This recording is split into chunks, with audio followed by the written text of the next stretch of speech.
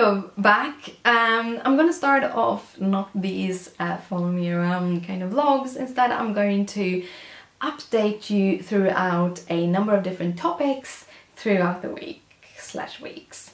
And today I'm going to talk about how I got my dream job at DICE. So I got a job. It's my dream job and I'm super happy. But I wanted to tell you how I get there and give you some tips and tricks on getting your dream job in the IT industry. So kind of a backstory. I've been vlogging daily for years, 3 or 4, something like that. There's a lot of videos on my channel. And I take you through my crafting, my kind of work, coding stuff, my nerdy self, kind of take you through my life every day. I ended the 28th of January. Why? Well, you are going to get a couple of updates later on this week to really go into nitty-gritty why I stopped. But yeah, we're gonna talk about jobs today, not those things. If you're gonna have a little backstory on me, why I was looking for a new job, I was laid off. I was told I was laid off just a couple of days before Christmas. However, Swedish laws makes, like, I have a month of notice, that's the word. I have a month notice and I ended up actually being paid to the end of January. I was able to stop working already beginning / mid-January and started to looking for jobs. I sent out a big letter on LinkedIn saying I'm looking for jobs, kind of what kind of jobs I was looking for, and kind of also being very, very honest about some of my health issues because that had been affecting me. Don't have them at all as much, but I thought then I really wanted people to know, or possible employers to know kind of where I was. So I got a couple of good leads and I ended up, I think, talking to 4 or 5 different companies in January. Not more. I just had those. 2 of them I actually did technical tests. And I can tell you, technical tests are hard. I'm one of those developers that kind of make my code suit where I'm coding. And starting totally from scratch, having to choose every library yourself, it is hard. It's really, really hard. Having kind of a base and just adding libraries, so much easier. So I did my technical tests. I failed one completely.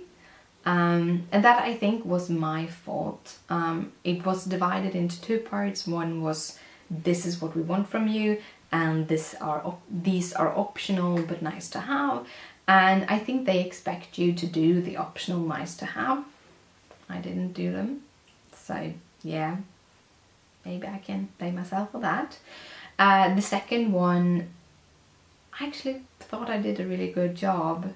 I'm just not sure that they were looking for me. Yeah, I'm not sure.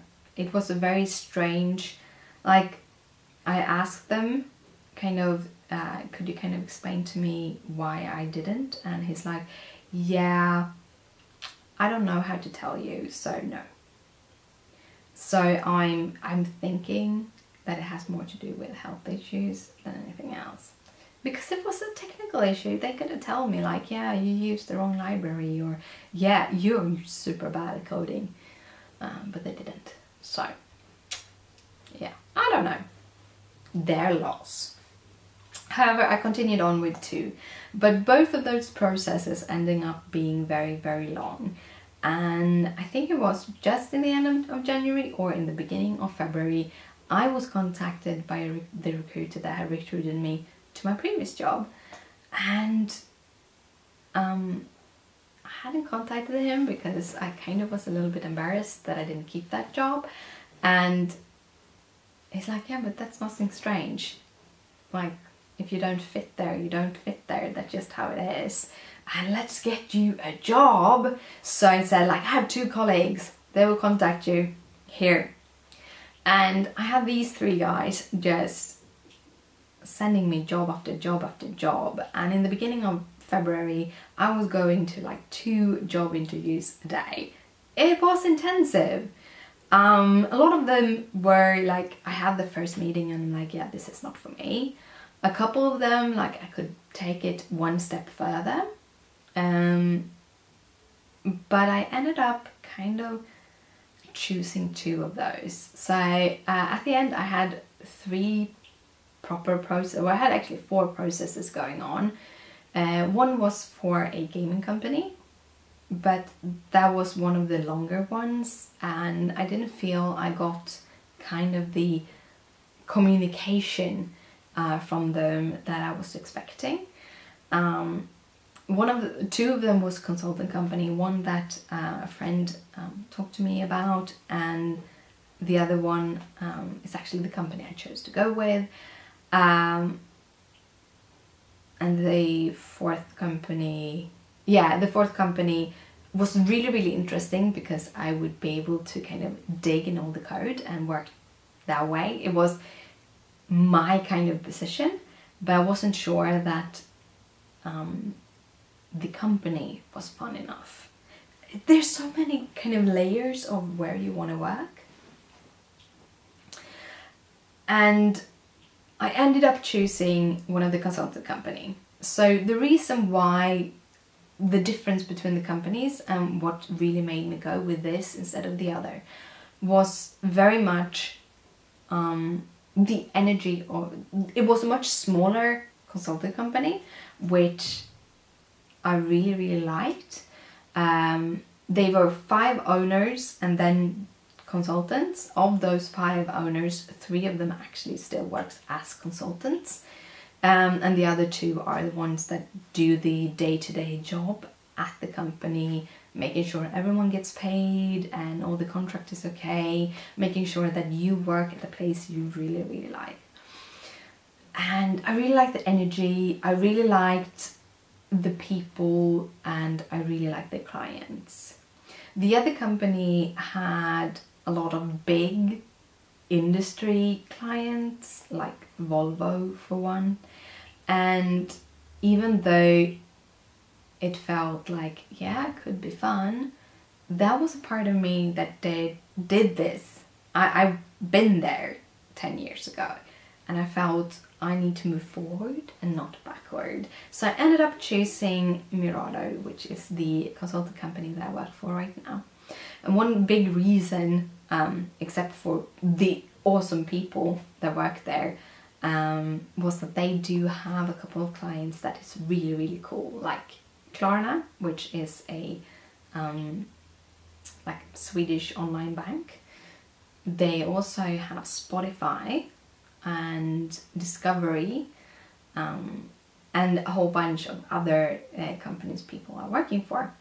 So I thought it sounded a lot of fun. It sounded like this is the place to get to work at startups without being at the startup. I still wasn't 100% sure what I wanted to do, but I knew that Spotify might be one of those companies I really wanted to work with. So I thought, well, hey, we do it through a consulting company. I can jump around a little while before I really kind of figure out what I want to do fully. So I went with them and signed the contract mid-February and started 1st of March. So they don't have consultants sitting and waiting for jobs. They get all the consultants out as soon as they can, and they try to make the shift while you're at the company. So if you have a contract that ends in May, they try to make sure that I have all the contacting and everything, so the next companies that can start up the 1st of June, basically. So you don't have to be in between positions. But they do have a little space where you can be, and I actually were with them at that space for the first month. And this very much because they only had like 2 weeks from actually signing the contract till I started. But one of the really awesome things that they let you do when you are at their office is that they want you to educate yourself. So you get to work on your own projects as long as that will make you kind of expand and learn and build. Which I think is a great way to do it. Also, that also makes it possible, like I figured out when I started with this interviewing process and everything, before I went with them, that I really needed to work on the technical tests. So I could go in now and spend a whole month just learning about code, learning about different things. It was a lot of fun to be able to do that. Still had full salary, and I don't know, it was really, really fun. And I do miss sitting there and coding with them because we had a lot of fun. And I got to go to a couple of companies, talking to a couple of companies, and towards the end of March, they're like, yeah, we have maybe a position for DICE. And I was like, don't jinx this, don't jinx this, don't jinx this. So they had 2 positions. They were looking for one full stack and one backend. And I am full stack, but I do enjoy both backend and front end. And I kind of have a more solid, I don't know, I have kind of as much front end as back end, but I do have a pretty solid kind of base to stand on. And they use the same technology as I've done in previous jobs. So I ended up getting the back-end position for their operations part, which was super cool. I really love it. I work with things like Scala, doing back-end services that then is used in the front end to show things, basically. That's about what I can tell you. I have a lot of NDAs I have signed, so I think I can't really divulge that much, but it's a lot of fun. I'm on a contract position, a limited contract position, going in, doing a thing, and then I going out again. But I'm gonna make as much as possible out of this. And I do really like the consulting company that I work for, so I really want to continue be a part of it. But yeah, so that's kind of the process that led me to DICE. So I have a few tips for you out there, because I promised a couple of tips. If you're looking for a new job, first of all, look in Sweden, look in Stockholm. It's hard getting places to live, and it's a bit expensive to find places to live. But if you're able to do that, Stockholm is an awesome place to work. There is so many cool companies and so many cool jobs. But if you're looking for a job in the IT business in Stockholm, you should contact Vincent Jam, I think. Vincent at iFindTech, anyhow. He's awesome. He super duper great recruiter if you want to have help with the recruiting part. And when it comes to technical tests, if you're insecure about something, ask. I didn't. and I think it would have gone a lot better if I did. They don't expect you to know everything. I expect myself to know everything, and I don't. So I'm kind of feel, I always try to figure everything out as I go, except for when I'm working at a company, because then I use everyone's brains, because that was much quicker. But usually if it's about the work things, well, when it comes to the coding, I usually try to figure it out. But ask questions, don't get sad, and don't get demoralized if your technical test doesn't work. It might be just as simple as you're not going for the same kind of coding way as the person who is saying yay or nay on your technical test. Try again, but make sure that your test looks somewhat like the standards that are out there, so kind of Google standards for whatever coding language that you use, and look at that. Maybe kind of look a little bit on the code that you are working on right now, maybe, to see where you can do. And also, don't be afraid to send out your CV to companies. So here's the thing, which I always got confused about, and that is, here's the thing. If you send out your CV and it's your proper CV and it tells everything correct, no lies, no nothing, you send it out to the company and the company says, no, we're not looking for this right now. That doesn't mean that you won't be able to work for that company ever. It's just saying that right now we don't have a position that fits your skill set. And the older you get, the longer you have worked in the industry, the bigger your skill set is. So in the end, you might actually find that you have a job there. Second part, don't get very narrow on what to do. Basically, I thought the way to get a job in the gaming industry for me as a coder was to work with C++ and work on the games.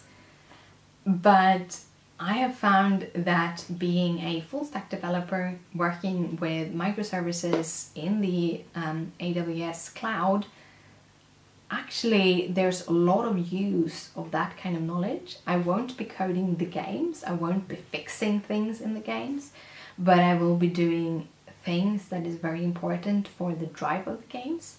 And you usually have the same opportunities as a game developer, sort of. If you are a wannabe game developer, however, C++ is one of the most used languages, especially when it works on consoles. So I would look into that if you haven't already. And don't think that you're not good enough. That I think I want you to take with you. Don't think you're not good enough, because you probably are good enough. Everyone that works, they need people from every caliber, and the only way to get better is to actually get a place to work. So try smaller gaming companies, or gaming companies that have different kinds of games. I don't know. That's kind of my tips about it. I'm super happy being able to work for DICE. It's a super dream come true. So basically, DICE is a subsidiary of EA. I've been gaming since I was like 8 or 9. I remember gaming with my brother and gaming like NHL. And you have the EA game, the EA Sports. It's in the games. That's kind of the start sound that goes on them. So those were kind of my first interactions with EA. I am an avid fan of The Sims. I've played all the games. I actually spent like last week or the week before doing a lot of gaming on Sims 4. I don't have any expansions pack yet. But I wanted to kind of play through the game a little bit, because it was a while since I started it and I had a lot of fun. So yeah, I'm just stoked. I'm happy going into work every morning, the first couple of weeks, it was like I stepped off the train going towards the office, and the closer I got to the office, the bigger my smile was, and I was like, yay, yay. It was hard to contain myself. I was just super happy. I'm still super happy, but maybe not as deliriously happy as I was in the beginning. But it's a lot of fun. I'm working with some awesome people, and I'm doing some really fun coding. So yeah, that's how I got my job at EA, and a little bit what I do. So right now I'm gonna say, like I usually do, I'm gonna say good night, sleep tight, don't let the bed bugs bite, and I'll see you tomorrow.